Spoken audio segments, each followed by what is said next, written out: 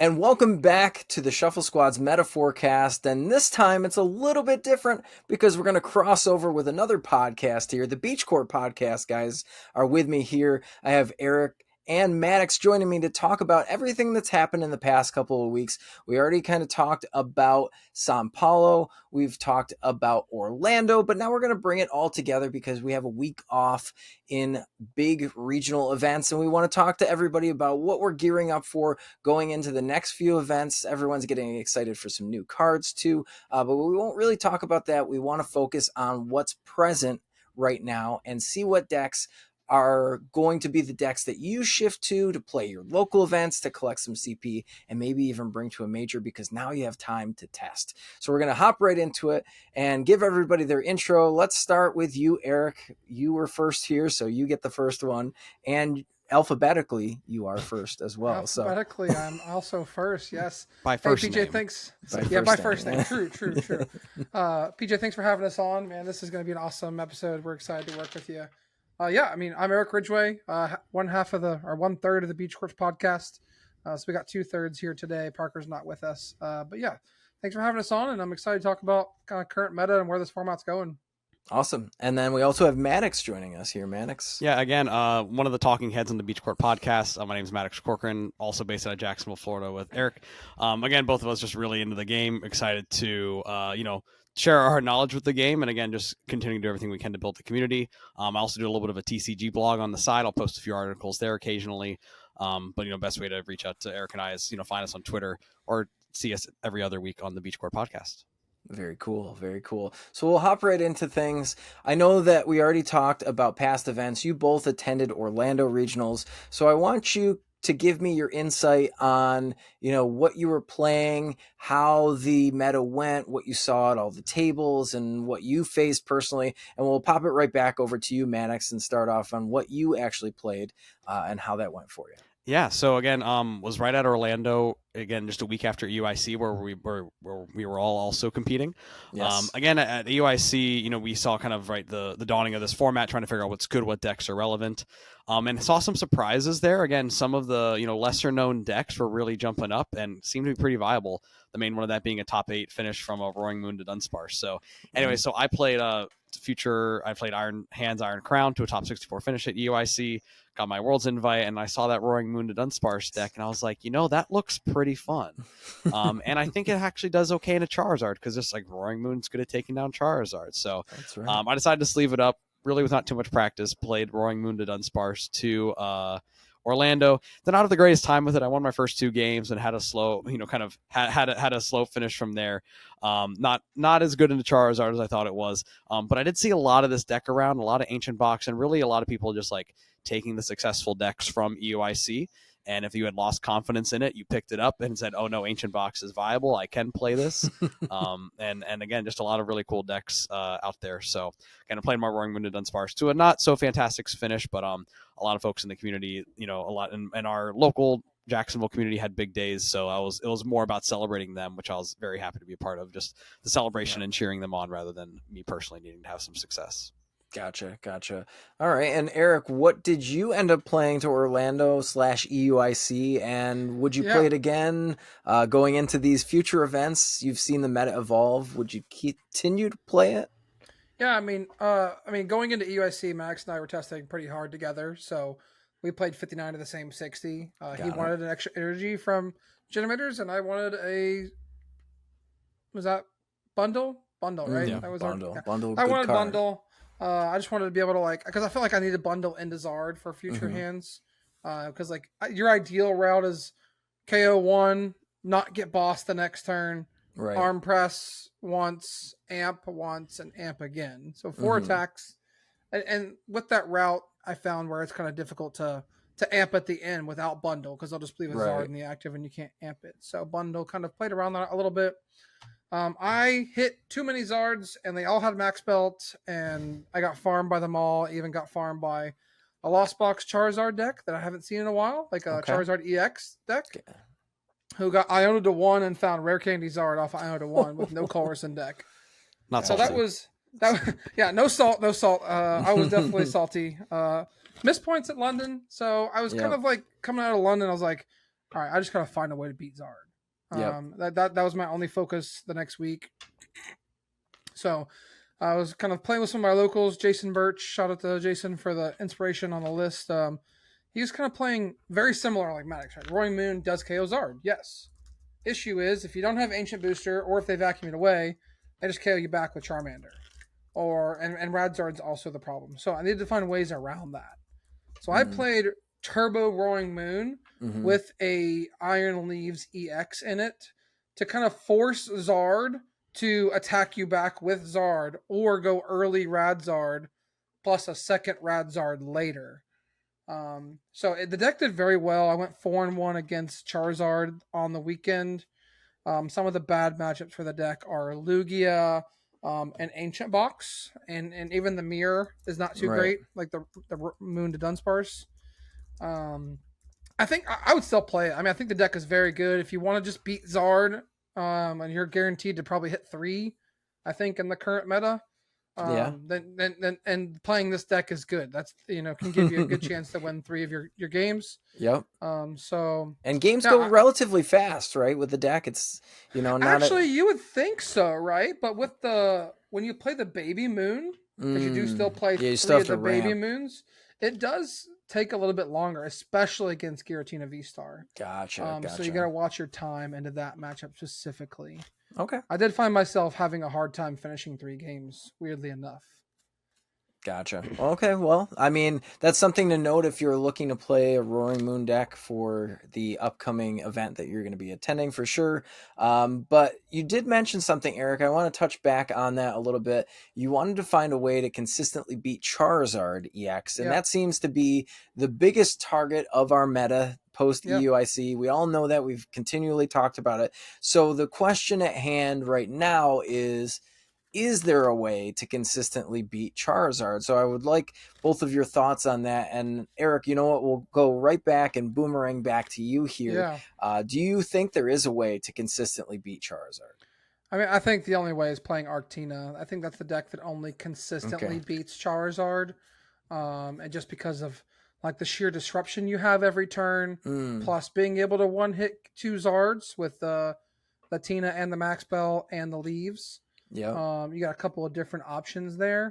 The issue with Arctina, it's a little less consistent. It's very difficult sometimes to find an RCS in the energy turn 1. Yeah. I sat next to Joe Turntine all weekend in Orlando, and he got top 16. So the deck's very good, and it just does the thing it's supposed to do, and it does beat Zard when it sets up and plays well. But again, I think the Turbo Moon deck with the Grass Attacker also beats it unless they go perfectly Radzard twice. Gotcha. And Maddox, would you agree or disagree that that's probably the only deck that consistently beats Charizard? I think even saying anything can consistently beat Charizard is really, really tough to say. Yeah. I mean, even the decks, right, like Arctina or Lost Tina or Chen Pao, which all have like viable ways to beat Zard, can very easily fold to Charizard, right? There's such an inevitability of Charizard EX as an attacker that you can do everything you can in the early game, but once it gets down to like you've taken 4 prizes and Charizard is now one-shotting everything on your board, like if you're not ready for that late game, Roxanne, Prime Catcher, or Counter Catcher, your support or your attacker and KO it, then you just lose, right? So I think it's hard to say if a deck consistently beats it. I think probably the deck that has the best matchup into it is probably something with like a Giratina. Yeah. Maybe a Lost Tina slightly more than Arctina in my opinion. But again, I think that the reason the deck is seeing such success and the reason why it's won the past 4 majors in this format, or the only 4 majors in this format, is it's just that good. Give it to a good pilot who's able to play optimally and, again, have a little bit of luck, draw the cards they need when they need it. It's just such a powerful deck that I think really can beat anything. For sure. Now, going back to you, Maddox, here, I want to ask your opinions on something. There seems to be a lot of different builds of Charizard EX that we've seen evolve throughout this meta. We had, the Charizard EX debate whether you wanted to pair it with Pidgeot EX or Bibarel to start out the format before we got to EUIC. Then we obviously determined that Pidgeot was the much better partner. But now there's things like the Control Zard. We have the the Cape Zard. We saw that over in Brazil for the Sao Paulo regionals, did really well. And I was always a believer of Cape Zard. You can go back and watch that YouTube video on the Shuffle Squad channel and see that right at the beginning of the format. But I digress here. And we also have Tordzard, which had the Turo, multiple Turos, and then you had the team yell cheer to get those Turos back. And you also have Bibarel in there as an extra draw for the deck itself. So which one out of all of these builds of Charizard EX do you think is the best or your favorite, and why? Yeah, I mean, for me personally, I got to go with Tordzard. You know, just the original, you know, again, close to the original list that Tord Reklev played to EOIC. Yeah. And there's a lot of great pieces of that again we've seen in these successful lists, right? So I know the, you know, Heroes Cape, as well as the Regieleki, those are kind of the other like big packages that we're seeing.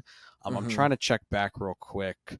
I know Pedro Petrucci played the Cape, but again, like right. So Cape won in Brazil. In Perth, we had Regieleki win. But when you look at the rest of the core, a lot of it is really that, you know, toward Charizard, right? We have the 2/2 Pidgeot plus the 1/1 barrel. I think the Alecki and the Cape are neat. I think that they provide some uses in other matchups, but I think when it just comes straight down to it, the double Turo is really, really strong in Tord's build. And, you know, in innovating that. And just Prime Catcher, again, we all knew it was one of the best ace specs, and everyone said, oh, maybe these other ones could be good in Zard. And Tord just said, hey, I'm just going to play the best card in my deck and, you know, give me that gust on an item. It's really, really good. So I just got to give it to Tord Zard. And again, I think that's the list that will continue to see success in North America as well. Right. I mean, I would agree for the most part that Tord is there. Eric, what are your thoughts on that? Is Tordzard the best Charizard? I mean, he's the best player in the game, so I mean, it kind of has to be. I mean, it depends on the meta you expect, right? If you expect a lot of Roaring Moons, you know, maybe Cape Zard is a little better with the Mist, right? Yeah. Maybe what you saw this weekend. So I think I think the only thing that I'm certain of is that Max Belt's not the ace spec for Charizard. Got it. While it does help into future hands and it helps into Chen Pao a little bit, there's just so many better things that you could play. And it's just, you're already playing Defiance Band in different ways, right? So like that Defiance Band is doing the same thing as Max Belt really is. It's, you know, unless a future hands is sitting back and not taking any prizes and hitting you for 40 damage, you don't really care, right? That's also true. You know, that's the issue, right? Because they're just like wasting attack. So I don't know. I think we're seeing the shift that everyone's seeing Prime Catcher is really good. I saw Deck Out Monday tournament last night had 76% Prime Catcher amongst 33 Zards. Yep. So people are starting to listen. Yeah. You know, at first everyone wanted it because it's a crutch, right? It's kind of like, oh, I should do more damage, right? And that's what people just want to. People are very concerned about the early game and doing really big damage early. And I think right now we're starting to see that shift between this format. Next format with Masquerade, and then especially when F block rotates, you will see the format slow down and Zard get even better because it's a deck that the later the game goes, the better it gets. Exactly. And I mean, that's where you're also looking towards, you know, next format for NAIC with Blood Moon Ursaluna EX, because again, that's a card, the more the game progresses, it gets bigger and badder and easier to hit those big numbers. And I honestly do think that, you know, Prime Catcher is probably the way because it turns all of your Arvins into Boss's Orders, essentially. So that's a secondary of that deck. But also, it's nice because you still have Turo. So even if you get hit once, you can Turo up your Charizard, maybe swing with a single prize attacker, potentially, and then just clean up with the Charizard after the fact, too. And I think that that's it speaks volumes to see a deck like that with just so many options. I know I was coaching last night with a client of mine, and we were going back and forth on, you know, the lines in toward Charizard. They wanted to play an Arceus deck, and there was just so many different ways I had to get out of a situation that they just couldn't keep up. And I mean, they were playing an Arceus deck with Pidgeot in it. So, I mean, they had a lot of options. A lot of options, yeah. So I mean, it's just the deck. It's the biggest target, but it just can't get kept down, similar to Mew VMAX. Yeah. I mean, if you're not playing Zard, you better have tested 100 matchups against it and know your routes in and out. Exactly. And if you're playing Zard, you better test the mirror 100 matchups in and out. Right. I mean, like no matter what you're playing, you're testing 100 matchups versus It is Zard a chess match for sure. If you don't know how to play Charizard Mirror, you better learn now if you're thinking of sleeving up that big fiery lizard for the next event. So let's talk about something different other than Charizard. We've talked too long already about some in-depth things that we saw go across our Twitter feed or in our Facebook or through text messages, what have you. But we're going to talk about something of the past here. We're going to talk about Ancient Box and its rise here. I think that now is the time, better than any, to talk about how good the deck is. It does have a pretty decent matchup into Charizard because it can, again, hit those big numbers. It can eventually start to take out their Pidgeots so they don't have draw, but it does struggle with some disruption. So let's talk about that a little bit. And Maddox, we'll go back to you. What are your thoughts on the Ancient Boxes? There's also, I mean, Double Moon is technically an Ancient Box. So, I mean, you played that a little bit. So talk to me on your thoughts of all these ancient Pokemon floating around there. Yeah, I mean, at first, I really wasn't super sold on Ancient Box. I mean, I know there's a few different lists playing it. You know, the ones that were leaning into, oh, I'm going to attack with Koraidon. Why are you filling your bench with all these, all these ancient Pokemon when you really just want them in the discard pile? Didn't really feel like, hey, this deck can't feasibly, one shot a Charizard, things like that. I didn't quite see it.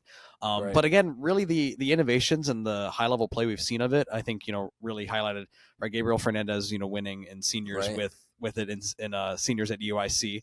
Really, I think, helped raise the legitimacy of it. And then in Orlando, Jake Ewert, finishing second place, really just one ancient card away from being able to take a one shot at the end on a Charizard EX. So really a deck that I think that I personally underrated and that I want to spend a little more time with. Again, just being able to have those bulky single prize attackers, right? So many decks struggle with that. Being able to say, hey, here's my Roaring Moon that's hitting for 100, hitting for 70. Sometimes that's all you really need. And say, hey, I have 200 HP, especially in like a Lost Box deck, right? You go KO a Comfy, 70 HP, okay. Now how are you going to respond? You go to spin into with a Cramorant for 110. Well, that's not even knocking it out, and it KOs you back now, right? So there's all these pieces, all the power that it has, plus, Flutter Mains, like different ways to play with the deck. And you really utilize this like single prize toolbox attacker for the situation that you need, and just again ramping up your damage all throughout the game. So like he said before, it struggles a little bit with disruption and like that, susceptible to like a late game disruption as well. But if you're able to set up your board with enough attackers, or keep those good cards that you need still in your deck to get to, and again, really a deck that, like you said, at the end of the game, 280 on a single prizer gets pretty tough to deal with. I think a really good deck that if you haven't spent any time with, go pick up the latest list and give it a shot. It's pretty cheap too. Also, if you're looking to get into the game and you've stumbled across this podcast, it's probably one of the cheapest decks out there. It's very similar to how Lost Box was, where it's like $57, I think, if you buy every single card, just like right out of the gate. Something crazy. Yeah. I mean, Jake's second place Orlando list was $40. $40, yeah. And most of that is a Radiant Greninja for $6 and 4 Earthen Vessels for $10. Exactly. So borrow those cards and you got a deck for $25, right? All right. Well, we're gonna flip the script and go into the future here with Eric. Eric, why don't you talk to me about some future decks? I know that you've had some experience with future hands, but there's been some other builds of turbo hands. We've seen the Iron Leafs come into a couple versions. I know that was kind of under the table, tested for EUIC. What are your thoughts on Future Box going forward? I think Future's time is coming in the future. And I don't think it's now. So the Iron Leaves is cute in Future Box, but it doesn't win the matchup because your prize trade now becomes even. Right. But when Future Box gets the baby leaves that can KO the Zard, now we're cooking a little bit, and it's going to be very good. So that will come out in Twilight Masquerade and be available for NAIC. I think right now the deck is good, and it just preys on your opponent. So I think maybe if you want to play it right now, as inconsistent as it can be, maybe you just play 4 Judge, and that could be fine. Like just set up your Iron Hands and go Judge KO. Like, do you got it?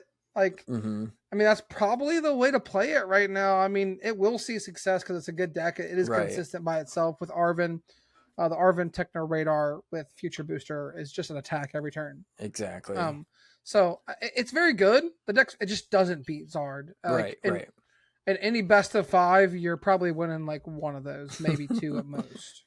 So I just don't think that can like really exist in this format, and I think that the conversion rate you saw at Orlando, right, you'll see that dip off a little bit. Yeah, in Indy.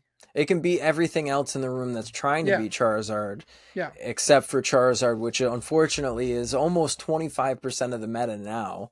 And I'm assuming it also loses to a really good Arctina. That is also true too. So the deck that's really just trying to beat it, right? And it also loses to a well-timed Lost Vacuum, which is very unfortunate. So I do see big things for it for sure. There's obviously some ways. I mean, if you're cooking, you can probably figure out a couple different things to do with the deck. Put your chef hat on and get in there.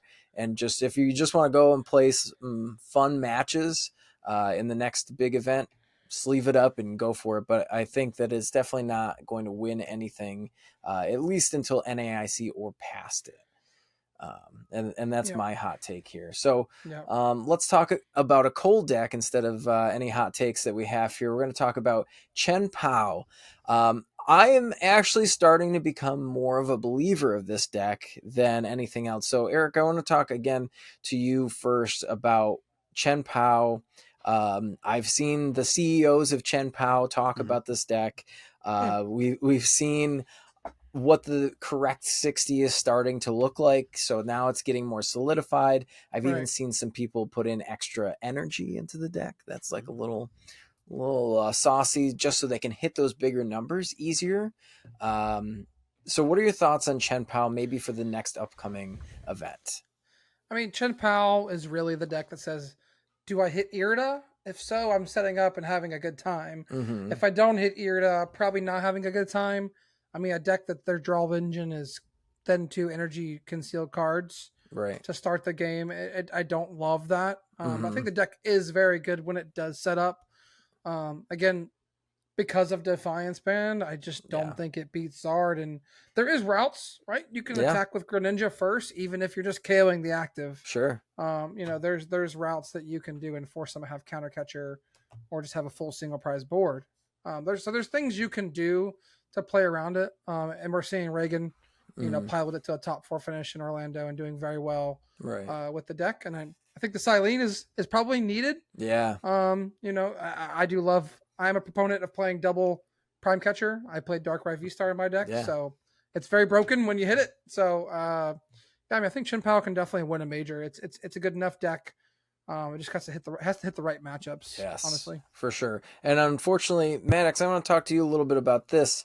If you're just listening to the episode on YouTube here, you can't see it, but this is an Eerie, and Eerie seems to be very scary and going into quite a few decks. We've even seen like Arceus Control. We've seen just Control in general. A lot of decks are just sprinkling this card in there, which hurts Chen Pao a lot of the time because it's item reliant. It's an item reliant deck. So do you think that any sort of control style deck builds that we're now seeing of these top players is going to stop Chen Pao from being able to take home the first place championship trophy at a major event? Yeah, I mean, Eerie is definitely a card. Again, Eerie's not necessarily there to target Chen Pao, but it does capitalize on collateral damage. Collateral damage, 100% is the best way to say it, right? A lot of them playing, very thin lines saying, hey, I need to use all 4 of my superiors throughout a game. I need to, I have access to 3 rare candies. Again, if you have that, strong turn where you go and see some cards and they just go for the turn 1 Eerie and you have 2 superiors in your hand, like you literally might just lose. So things like that make it tricky. There's some technology with the Silene or even playing 4 rare candy, like Alan Bazoo played in UIC, played 4 rare candy to help with some of that and just kind of give you a few more options. Ultimately, though, I think that even with those running around, that Chen Pao is probably one, like the deck out of all the decks that says if I have the exact cards in my hand that I need every turn, I can beat literally any deck, even if they have the exact cards, right? I think a Chen Pao player that is able to hit all of the cards they need when they need it cannot be stopped. I think it's the highest power level deck of the room. The problem is just the consistency of doing that. If only you had a way to search for a card you need once a turn, like other decks. But Chen Pao isn't quite playing a Pidgeot yet, so a very, very good deck. Again, is definitely collateral damage for Erie's hunting for Charizard's rare candies. They're just hitting like, oh, you hit 2 of my rare candies and one's prized. Next game, right? Like there's just nothing you can do there sometimes. Right. So very, very strong deck. I do think it's a deck that'll continue to see success, but again, it needs to dodge Erie and keep drawing all the cards they need when they need it. Got it. Yeah, absolutely. And that's the thing I continually see. I mean, we still can see Chen Pao doing well with the people that know how to pilot and sequence it absolutely 100% correctly. But I think with maybe some changes to the lists, that's the only way we'll ever see Chen Pao take down a major against the Charizard meta for sure. But it's just sometimes you just don't draw the cards. It just happens. That's it's the way of the world. It's the Blue Mew, as my friend King Dre Clout would say. So we're going to talk about some other decks, and I know that it might not feel like the best deck as Chen Pao if you've played it, but we're going to talk about the best worst deck in the meta is Lugia V-Star. So Maddox, agree or disagree that it is the best worst deck? Because we know that how inconsistent the first couple of turns with Lugia V-Star are, and it still seemed to do well at Sao Paulo, some way, shape, or form, because I feel like if you can get the deck to set up, you have some consistency with your Cincenos. Even another friend of mine here, Primetime Wizard TV, Juancho Saldana, came in second at a Tournament of Doom with Lugia. Lugia's his favorite, so he had to play it. And he did pretty well. So what are your thoughts on Lugia V-Star? Yeah, I mean, just talk about a deck that has been a little bit underwhelming throughout the format, right? We saw it win the Champions League in Fukuoka, right? Leading into UIC, everyone's looking into this tournament saying, wait, wow, is Lugia back? Master Ball is the ace spec, right? Like Lugia is back. Maybe this is really a thing. It just really hasn't had that big finish. I mean, it quietly kind of snuck into a couple top 8s at Perth and Sao Paulo, but again, just not seeing the consistency, not seeing top players go to the deck. Ultimately, sure. Again, a very slept on pick. We know that it's a deck that, hey, if you get turn 2 Archeops and you start, you go Cinccino for 350, turn 1 or turn 2, sorry, not turn 1, turn 2. but like that's pretty hard, like pretty tough to deal with for some decks. Exactly. Again, I think ultimately just not quite what we needed it to be. Some of the inconsistency really slowing it down. Adding the stage 1 line, a very, very good attacker, but here's just another evolution you need. It's hard to chain them. You can't set up your board super wide because you need space for Archeops. Right. Just ultimately, again, a very, very powerful deck when it gets set up. But also, like, as time has proven, maybe not quite as good as we thought. Right. As a hard loss to Future Hands type of thing. Yeah. It really has a hard time with some other matchups too. A matchup you sit down across from Future Hands with, and you just ask them where you can sign. Just move on with your day. Exactly. I mean, at UIC, again, I played Future Hands. I only hit 2 Charizards, lost to both of them, was immediately rewarded with a Lugia afterwards. So between both those sets, I probably had like an hour downtime between those sets. Like, lost against Charizard quickly, beat Lugia quickly, time for some food, right? Like, so, yeah, definitely a contender for best worst deck of the format. Got it. Eric, agree, disagree with... Yeah, I mean, it's just missing Evo Incense, honestly. That's true. If Capturing Aroma was Evo Incense, the deck would be actually good. I don't... And Quick Ball. I miss Quick Ball. I mean, you could even just play the Ultra Ball and be fine. Yeah, that's true too. You could play like heavy research build if you had the Evo Incense, but the fact that you have to play Jock in your deck and Master Ball, which is like the worst. Yeah. I mean, the one list I have been intrigued with, and Maddox just mentioned it, is at UIC. I think it's like top 32.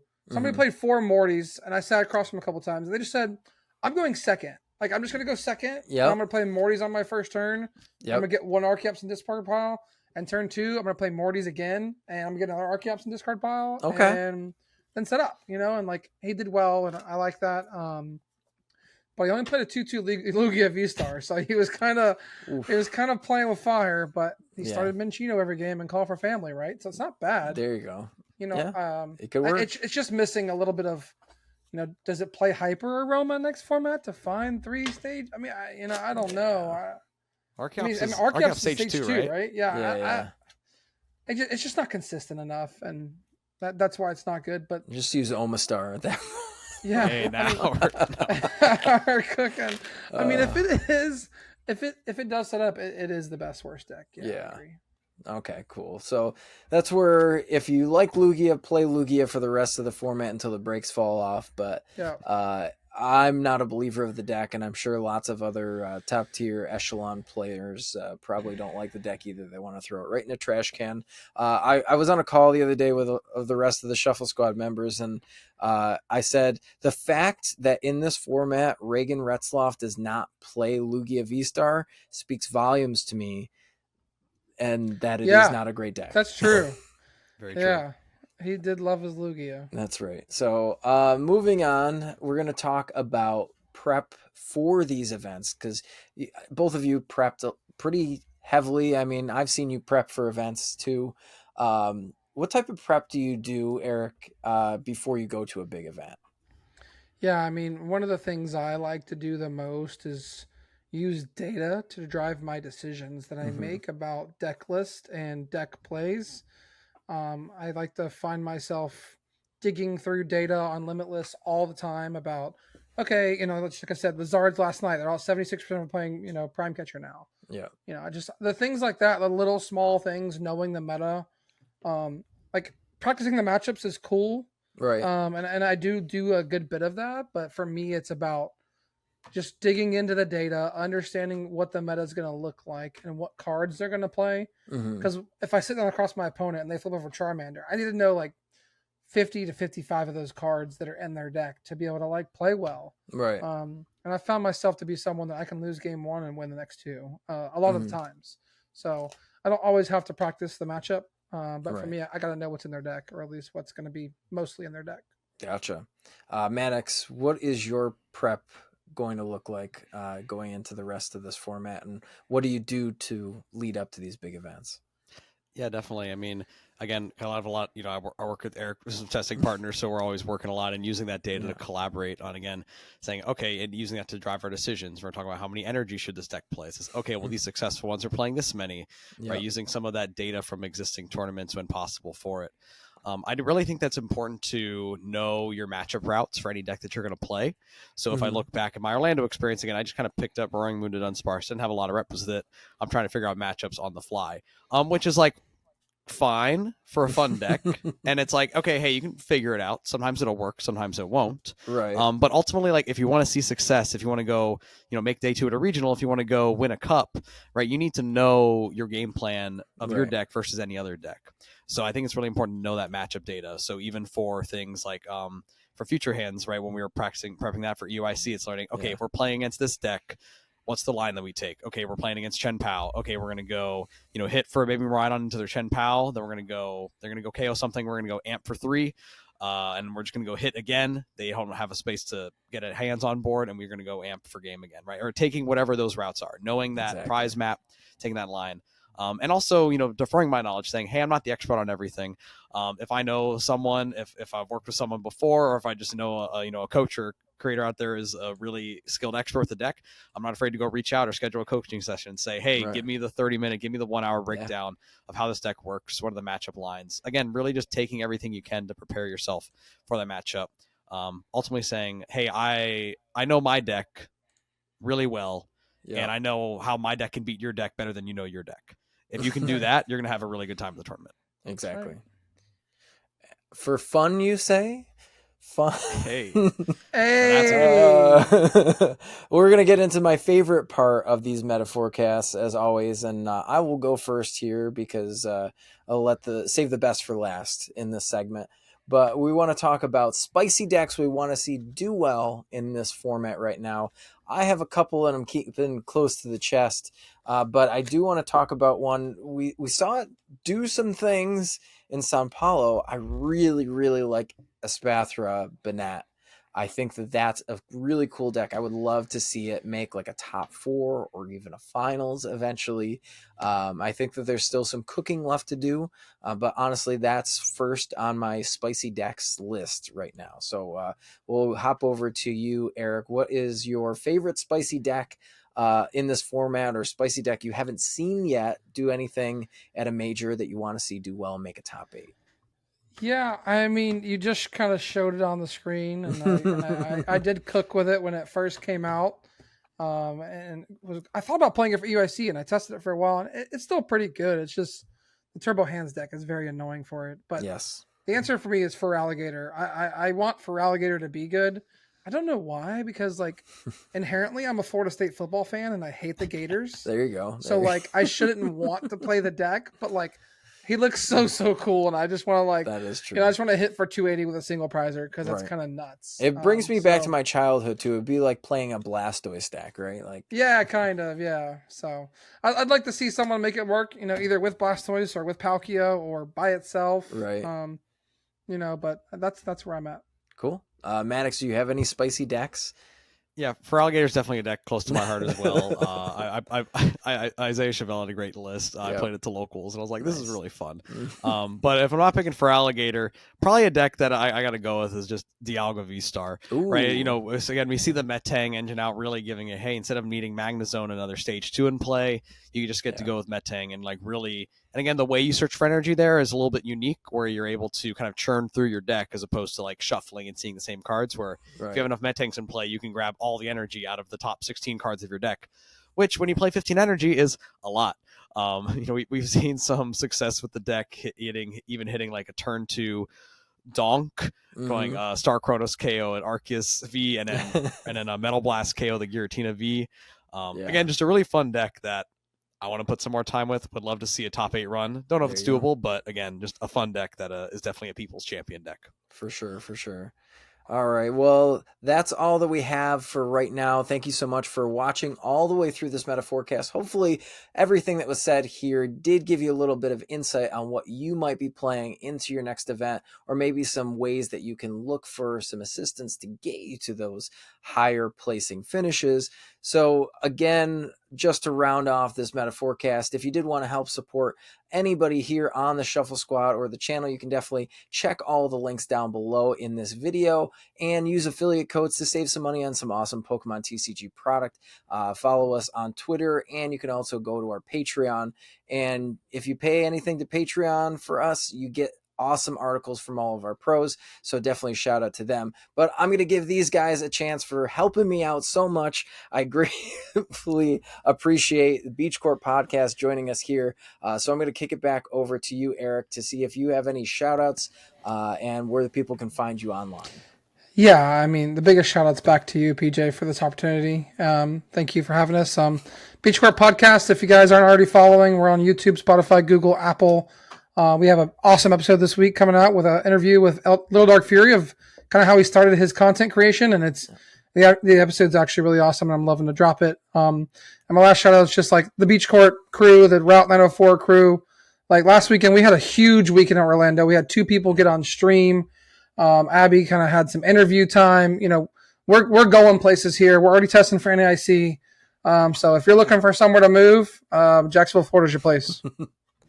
Very cool. And Maddox, we'll kick it back over to you. Same thing, shout outs, and where people can find you.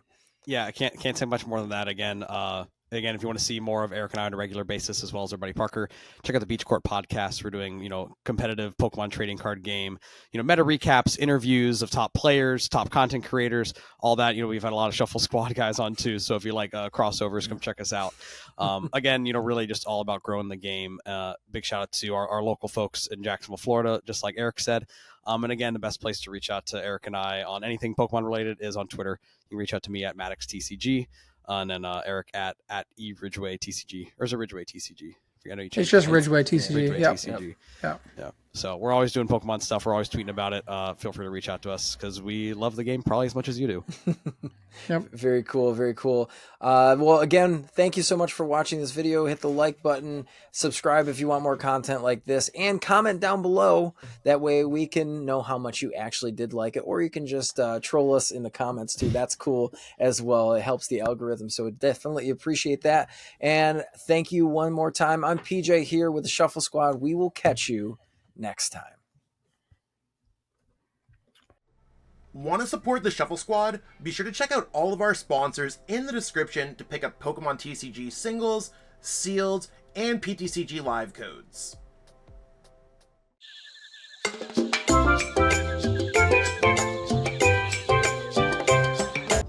You made it to the end. Thank you so much for watching this entire video from the Shuffle Squad.